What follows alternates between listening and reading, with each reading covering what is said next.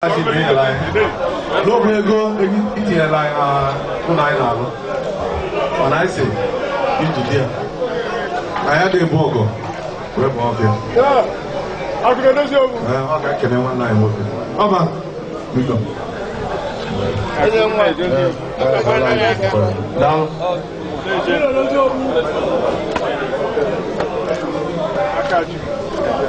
Hello.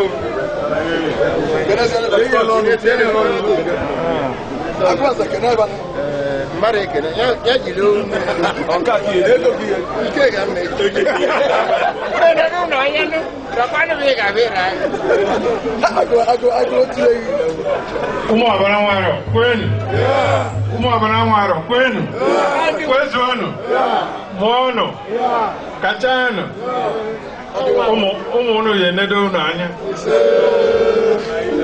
ịma na nwere ire dị ka nwanne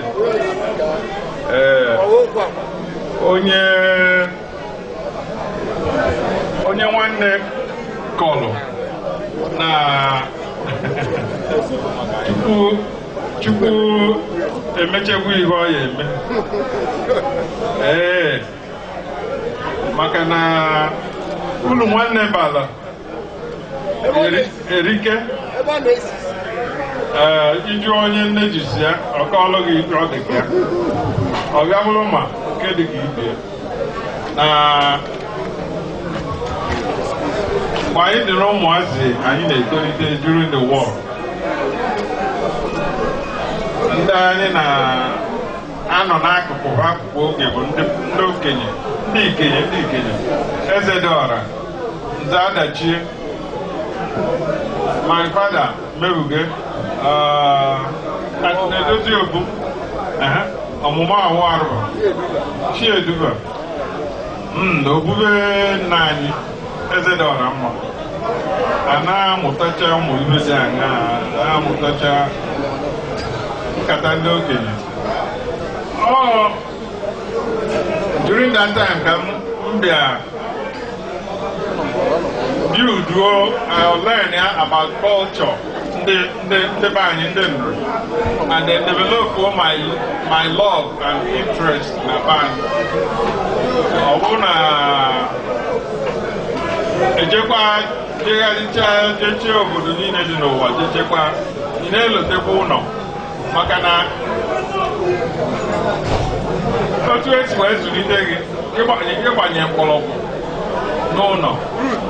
ụfọdụ ndị na-eje obodo oyibo ori na-eje anaghị anata karịrị akarị adị nlecha anya ịgbagharụba maka na ọ na-adị ka ebe a na-alụ ọgwụ na ebe a na-echi ọzọ na-ebu ma agwacha ndị ọka dịka ebe a na-echi ọzọ ebe ebula ebe a na-alụ ọgwụ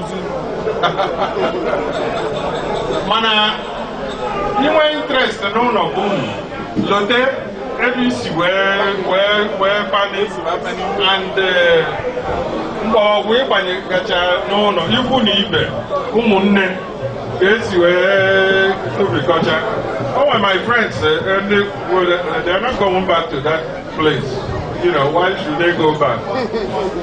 My father has died, my mother has died. Who am I going back to? I say, okay. And they go on, and I go on. We mean it on mother who go on. So, I got a woman. Then we're more no buy. Oh, where is that one? No. Njechekwa mbata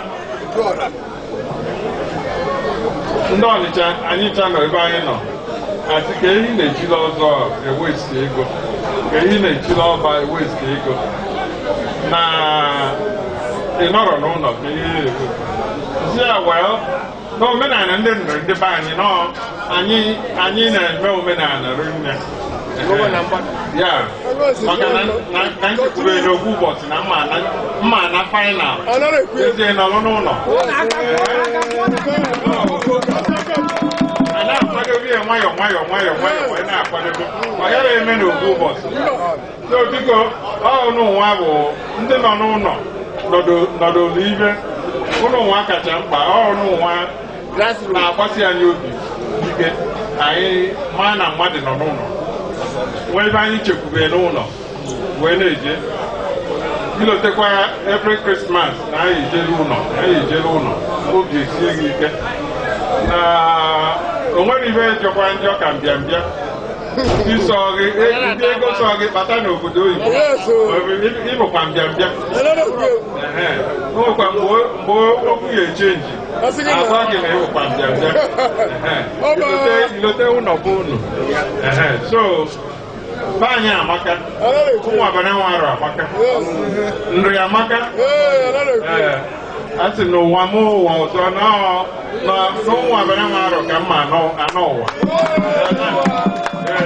biko dị emenu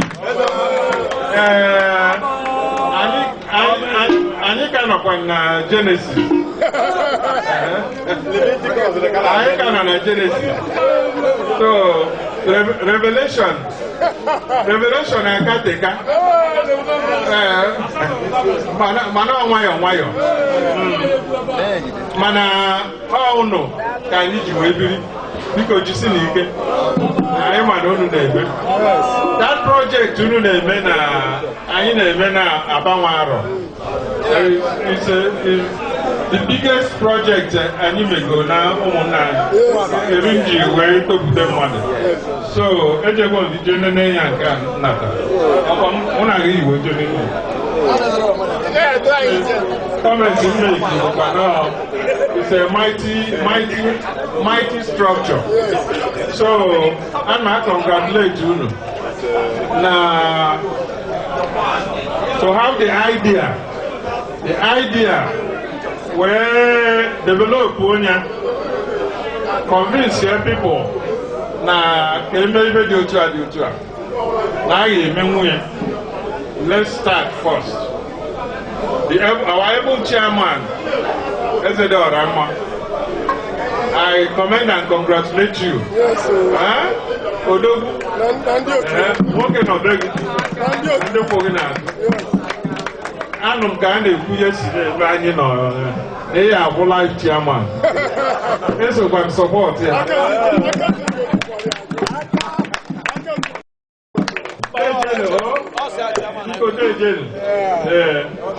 Anyị ekenekwa unu mụ na Iyom ebe esi wepụta ibe niile ọ ya mejupụta mmaji n'eri ejenu. Yes, Oba Ainekene for accepting the gates. It's not an easy thing at all.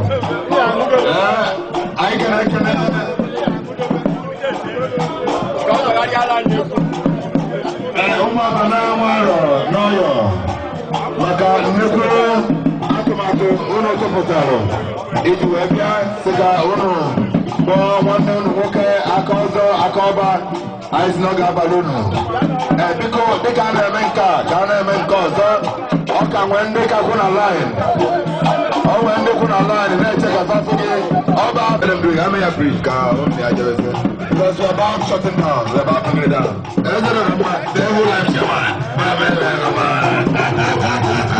the life chairman, every share. I can't go. I went on you. Every share. Every two boys.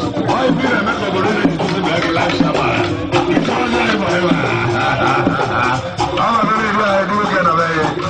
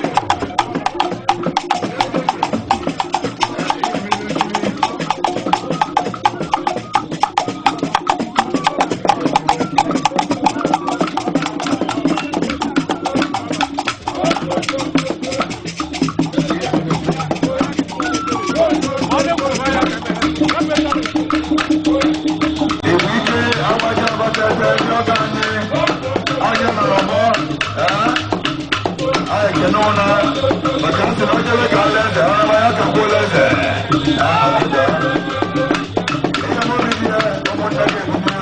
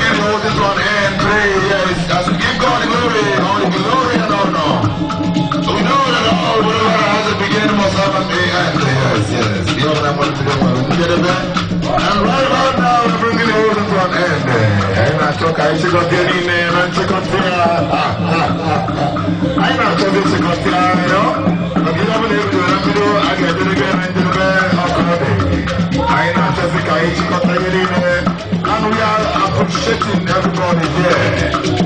Yes, we are appreciating everybody here who has been part of this great occasion. So whatever time you have to speak. And as we appreciate everybody, we appreciate God Most High. Yes, we appreciate God who has given us a peaceful weather, a weather so appreciative, a weather so considerable, a weather so marvelous. God, you are too much. God, you are too much. You're a wonderful God. And as we give you glory, we give you honor. Yes, Lord. Thank you for everything you have done.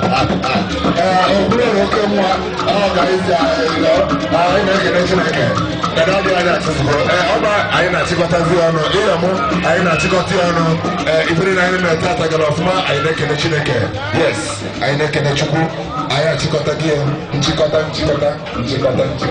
ona, chikota, ona.